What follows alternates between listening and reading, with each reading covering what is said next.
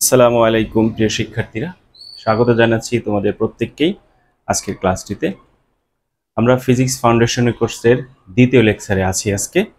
আজকের লেকচারে আমরা বেসিক আরও কিছু জিনিস শিখব।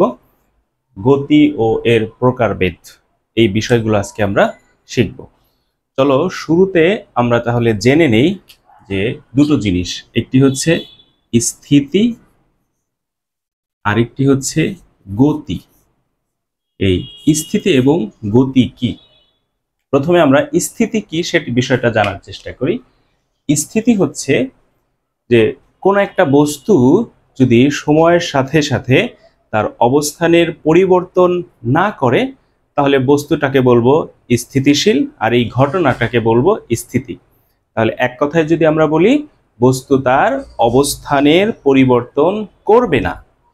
যদি অবস্থানের পরিবর্তন না করে তাহলে আমরা বস্তুটাকে বলবো স্থিতিশীল, আর এই ঘটনাটাকে বলবো স্থিতি।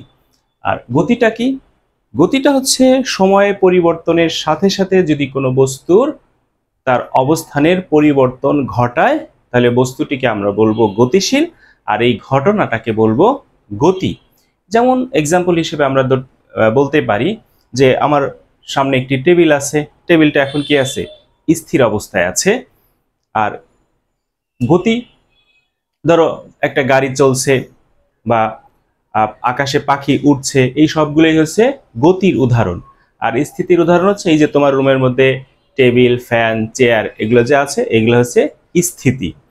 এখন এখানে আরেকটা জিনিস আমাদের জেনে রাখা দরকার, এই যে স্থিতি বা গতি, এই কোনো বিষয় কিন্তু অ্যাবসুলেট বা পরম নয়।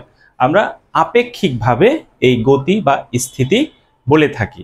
এস ফর এক্সাম্পল, ধরো তোমরা দুই বন্ধু ট্রেনের ভেতরে বসে আছো, কোথাও ঘুরতে যাচ্ছ, তাহলে দুই বন্ধু পরস্পরের সাপেক্ষে কি আছো? স্থির আছো। কিন্তু ট্রেনটা আবার বাইরে দাঁড়ানো কোনো ব্যক্তির সাপেক্ষে গতিশীল।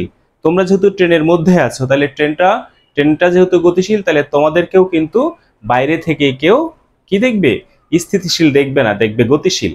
তাহলে এই যে কোনো বস্তু স্থির অবস্থায় আছে নাকি গতিশীল অবস্থায় আছে, এটা আসলে কি?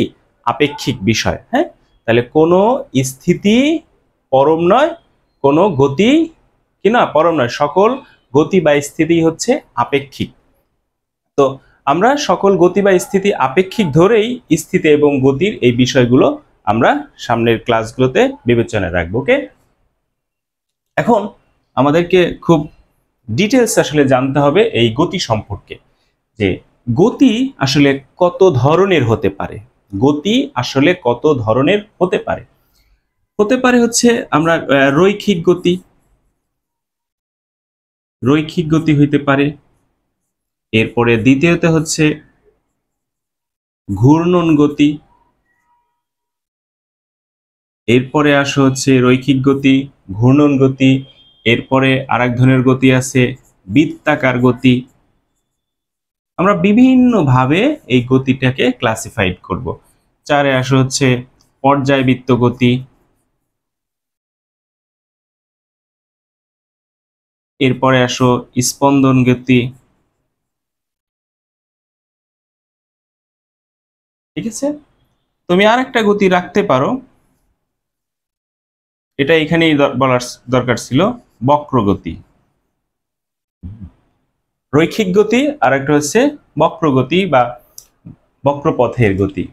তো এই কয়েকটি বিষয় আমরা আসলে জানবো। আমরা আমাদের এই যে গতির কয়েকটা নাম লিখলাম, এইগুলো সবচেয়ে বেশি আমাদের আলোচনায় আসবে, সে কারণে আমরা এইগুলো আগে লিখলাম।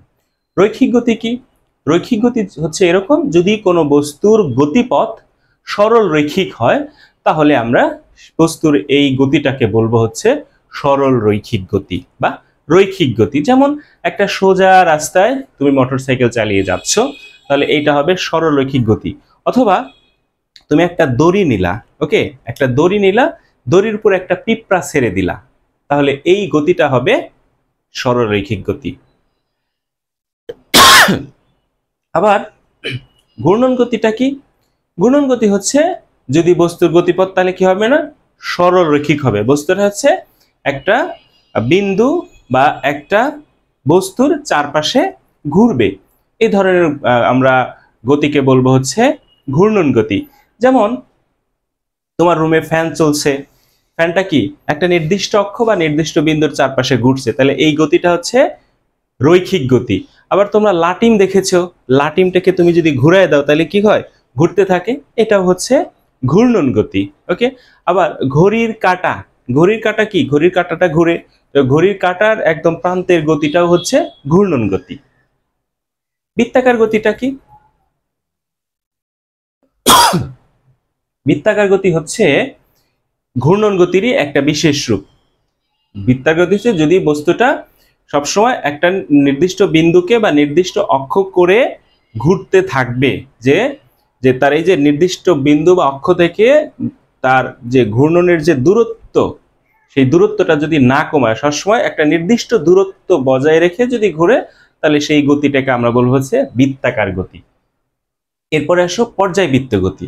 পর্যায়বৃত্ত গতি এমন একটা গতি যদি কোনো বস্তু এর গতিপথের একটা নির্দিষ্ট বিন্দুকে একটা নির্দিষ্ট সময় পর পর একই দিক থেকে অতিক্রম করে, তাহলে বস্তু সেই ধরনের গতিকে আমরা বলবো হচ্ছে পর্যায়বৃত্ত গতি। যেমন উদাহরণ হিসেবে আমরা বলতে পারি যে ঘড়ির কাঁটা, সেকেন্ডের কাঁটা কি করবে, সেকেন্ডের কাঁটার প্রান্ত প্রতি 60 সেকেন্ড পর পর সে তার আগের অবস্থানে আসবে এবং ওই অবস্থানটাকে আবার সে অতিক্রম করবে, সবসময় একই দিক থেকে অতিক্রম করবে। এই গতিটাকে আমরা বলবো হচ্ছে পর্যায়বৃত্ত গতি। আবার 16ই ডিসেম্বর আমাদের মহান বিজয় দিবস, প্রতি বছর 1 বছর পর পর আসে। এই যে বিজয় দিবস, এটাও পর্যায়বৃত্ত গতির একটা উদাহরণ। এরপরে আসে হচ্ছে স্পন্দন গতি। স্পন্দন গতি হচ্ছে এক ধরনের পর্যায়বৃত্ত গতি, যে কি হবে, যে একটা নির্দিষ্ট সময় পর পর একটা নির্দিষ্ট বিন্দুকে অতিক্রম করে সে আসা যাওয়া করে, সেই গতিটাকে আমরা বলি স্পন্দন গতি।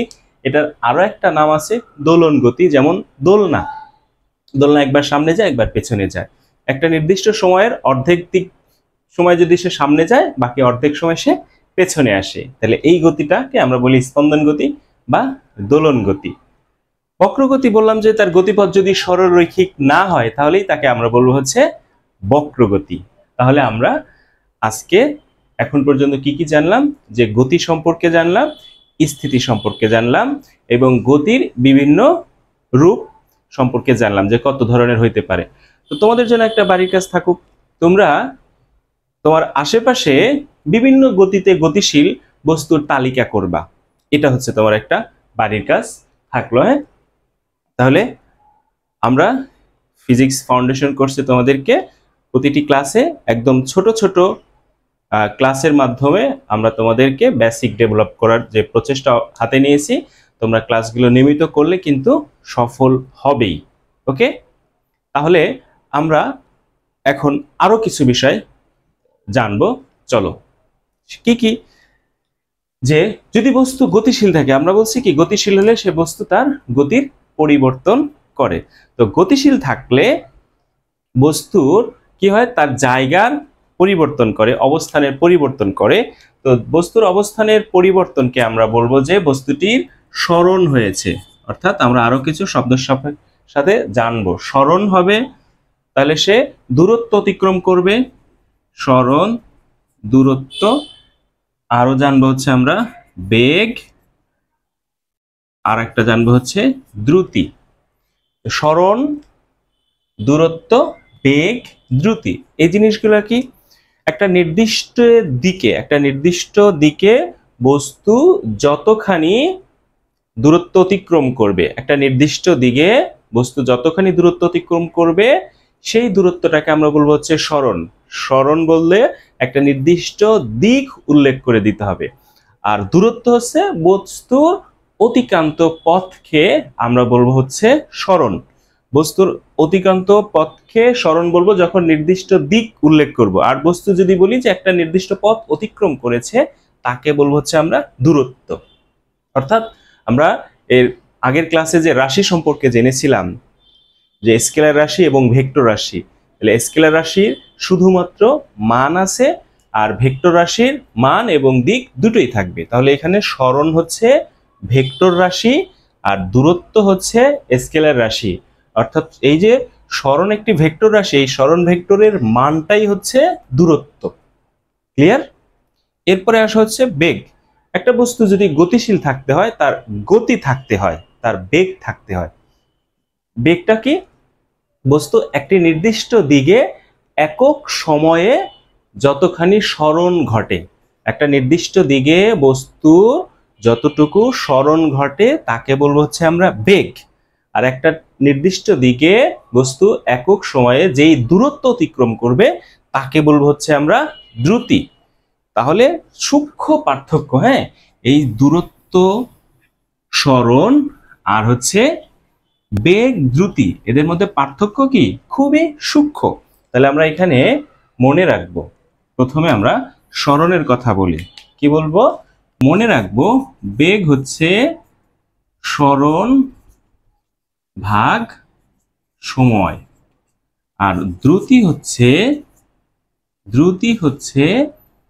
দূরত্ব ভাগ সময়।